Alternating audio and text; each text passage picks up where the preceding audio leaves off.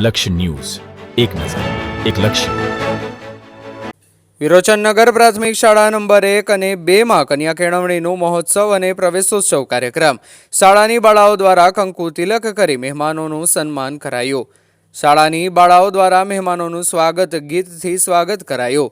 સાણંદ તાલુકા વિકાસ અધિકારીના હસ્તે નાના ભૂલકાઓને સ્કૂલ બેગ કીટ આપી શાળામાં પ્રવેશ અપાયો. વિદ્યાર્થીઓને ઇનામો અને પ્રમાણપત્રથી સન્માનિત કરવામાં આવ્યા. સાણંદ તાલુકા વિકાસ અધિકારી હસ્તે વૃક્ષારોપણ પણ કરાયું.